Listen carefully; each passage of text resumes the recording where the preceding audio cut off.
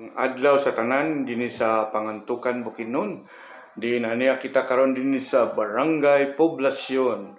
Ang atong mahimamat atong landong punong barangay captain nga si Ma'am Maria Marionette. Marionette yun. Honorable Marionette Evangelista. Din kano sa kanang file gani? Kaganina lang yung buntag. Kaganinang buntag dito sa Comelec. Dili ko masayop 9:23. 23. Okay. So, kapitana, isip nga last na nanin mo nga termino sa kapitan dinhi sa poblasyon. So nakita na to ang mga progreso nga paglambo sa poblasyon sa Pangantukan under the leadership of Marionette Evangelista. Okay, lumad gyud sa Pangantukan. So, Ma'am Marionette, kapitana, unsa man gid ang nakapag-aghat sa imong sa pagtungtong ani nga Sa pag nga modagan ko pagka isip mayo sa Pangantukan. Ang nakapag-aghat yun nako nga modagan sa maabot nga eleksyon pagka mayor is nga ang akong mapakita sa tanan nga ang ako ang nahimo sa barangay akong ma-share sa di lang sa poblasyon kung dili sa tibuok munisipyo sa Pangantukan. So bali makuani mo no, makuani mo sa ubansan nga barangay kay ikaw naman din puhon kung buligan sa Ginoo sa itasan, kung ikaw nang inahan sa lungsod, kung unsang na paambit sa poblasyon nga pagprogreso mao say maambit sa uban nga barangay. Pila mo ka barangay dinhi gani ka? 19 barangay. 19 barangay sa tibuok Pangantukan. Tibuok Pangantukan. Isa sa mga dako nga barangay ni poblasyon. Isa pinakadako nga barangay sa munisipyo.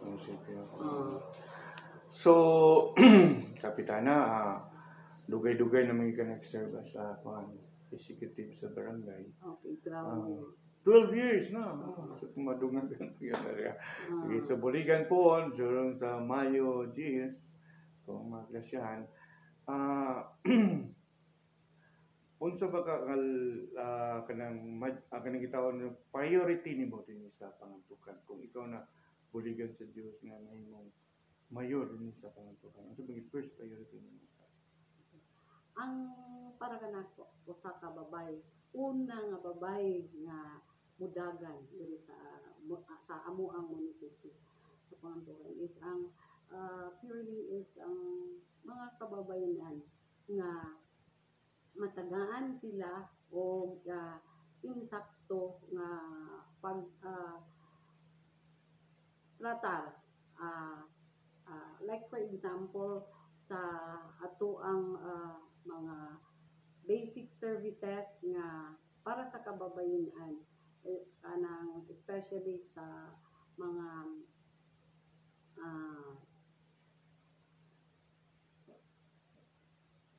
may tungod sa pag-promote out sa kada pamilya, unsaon sa pagplano sa pamilya, sa pagmatuto sa mga anak nga magdako sila nga naay mga batasan nga sa karaan nato nga ato ang mahinumduman nga kanang sa subject nato sa elementary nga GMRC, Good Manners and Right Conduct.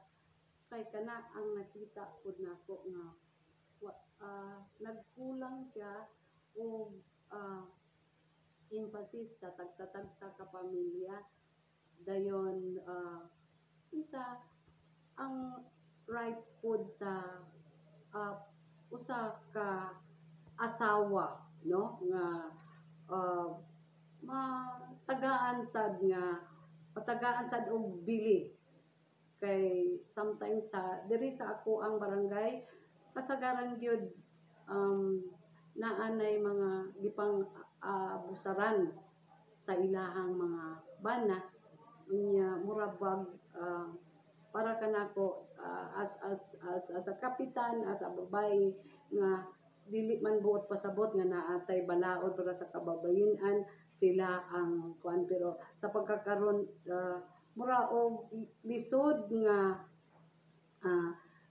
nga dawaton para sa ah, mga ilahang mga partners nga sila ra ang naay katungod, wala ang babae. So mo nang gusto lang nako nga ma-emphasize gyud ang kanang equality sa imuhang pagkababae o sa imuhang pagkabana o sa imuhang pagkaasawa. Kaya ang mama manggod mo ilaw sa tanan, di ba? The light of the family, ilaw. So karon si Ann Salazar adunay pangutana may tungod sa mga social, physical, emotional services. Anyway, Kap, good afternoon, or shall I say good morning kay to all business sectors, they usually use good morning. Okay, Kap. As 12 years in service, hindi na basta-basta. Buot pasabot, you are established. You are ganang pinakakuan diri kusog diri sa poblasyon. So, meaning to say, this coming nabay puruhan kay ang imuhang lugar pagdumala diri sa imuhang sakop sa imuhang mga constituents maayo tungod sa longevity sa imong service, that only shows, that only emphasize na nahatagan gid nimo sila tanan sa ilahang mga panginahanglanon. So asahan ba nato na Kap nga sa imuha sang pagkuan puhon kung taga-ag chance diri sa kuan na mga tao diri sa pangantukan tungod ba kay sa imuha bang serbisyo kanang 12 years dili na basta-basta Kap. So Yes. naana na empathy. So kanang mangutana lang ko Kap kung unsa ba kahay imuhang mga ilabi nga mga programa puhon pananglitan kung kaluyan sa Ginoo. Unsa may mga ilabi ni mga programa para sa katawhan sa specific. aside from gender Gender. equality. Gender. Okay. So, sa dili pagpanghambog sa 12 years nako nga dumala sa barangay poblasyon, dili lang ko awardee sa municipal level, kung dili provincial level, regional level, and gani niabot ko og national sa SGLGB barangay. So first to sa kang President Duterte. Ang kani mga awards alone siguro nagpakita nga nganong niabot ko ani nga mga tuig ngano nga sa nihangtod ko og kani nag-last term ko sa ako ang termino tungod kay ako ang natrabaho ako ang pagkakapitan, no? As kapitan nga ako nagsunod ko sa mga gimando kanako gikan sa ato ang DILG, no? Sa tanan nga mga angay gyud nga gisangon sa alang sa usa ka kapitan. Mao na ang ako ang ikapasigarbo, no, sa ako ang kaugalingon. So dunay accomplishment, dunay itawag na let's talk the walk, Unwalk the talk. unwalk the talk. So makita ang imong accomplishment Kap, no? So may among agi dako nga agi din sa barangay na kailangan ma-share sa tibuok municipality o pangantukan. So just like pageant naamang gyud kanang murag naay murag lamang nimo. So pwede mo mangutana Kap from the four kuan lugar kanang applicants or shall we say kuana tra na nga Oo. kandidato. Oo. Unsa man kahilamang nimo? Ang akong lamang una is ako ra gyud ang pinakauna nga babae sa Sa for pagtukan, no? for ikas 60 60 second naman ang year ko. So sa Okay. nang labay nga mga mayores wala pagyoy usa ka babay nga nangisog mo barog nga mo dagan or mo nagpakita og pagkurso nga mo barog para sa kababayen-an nga kay balo ko bugat ni siya nga trabaho. Pero akong ipakita nga mao lagi siguro sa inig-abot karong Mayo May 13, 2025 ako ang ika-13 nga mayor. Mao na ang apps nako sa ilaha. Pero speaking of kaning sa mga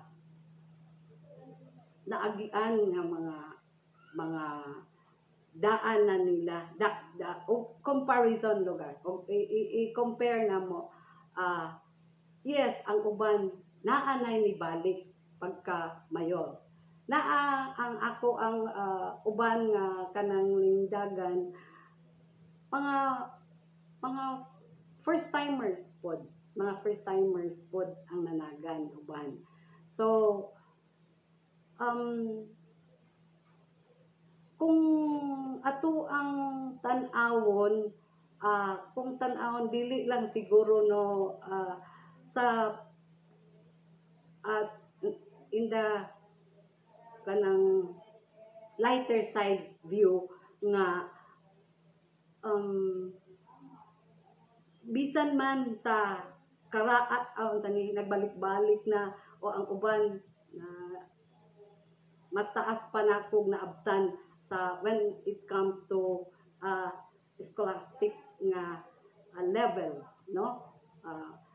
Pero sa ako ang pagkababaye kaya nako himuon nga ang unsa ang gihimo sa uban mahimo nako kung dili manggani nako matupngan ako pang malabuan. Wow, okay.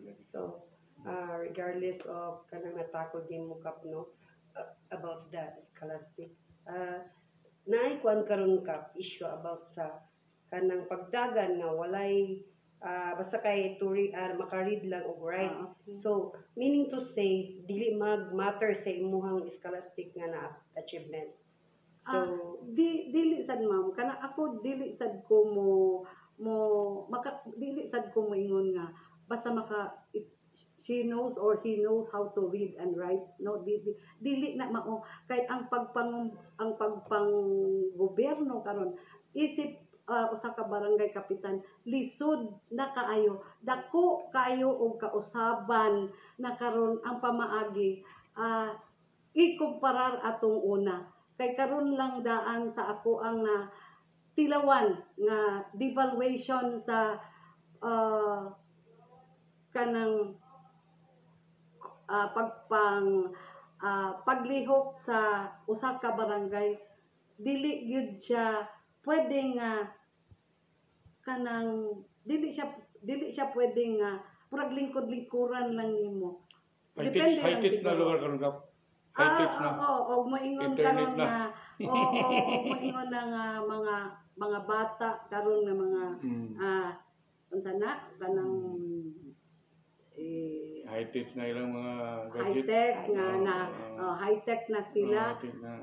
High-tech na sad si barangay, Yeah, no? okay. So siguro gani gitrain na nila unsa ang pagpamaagi sa ato ang municipal level sa when it comes to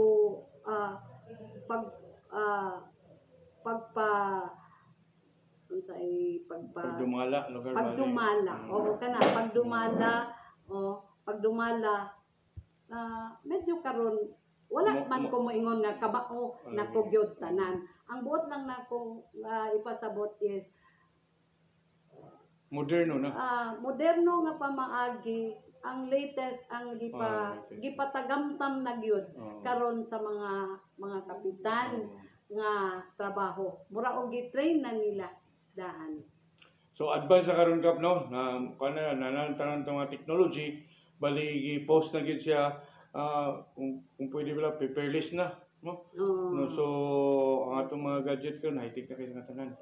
So karon kap sa imong pagdumala natagamtan naman mo tanan, so gusto nimo i-share imong leadership not only in your barangay but the whole the whole municipality. So ang imong leadership, imong talent. So karon kap basig na kay mga panawagan o mensahe dili lamang dinhi sa pangantukan nga wala mo mapangutana na kay hangyo o na imong mensahe para sa tanan kap. Sa tanan nga mga taga ibutang ko na lang Mga butante na to. mga botante sa lungsod sa Pangantukan. Hinaot unta nga inyo akong masuportahan. Tagaan ko ninyo og higayon nga ako makaserbisyo kaninyo. Kay dinhi ninyo nakita unsa mo serbisyo ang usa ka babaye, no? So ang ako alang is masabtan ninyo unsay punto nga sa ako agyong gusto nga mahitabo sa kabag-uhan, sige man ingon nga kabag-uhan, the other side of kabag-uhan nga ako ang gusto nga maabot.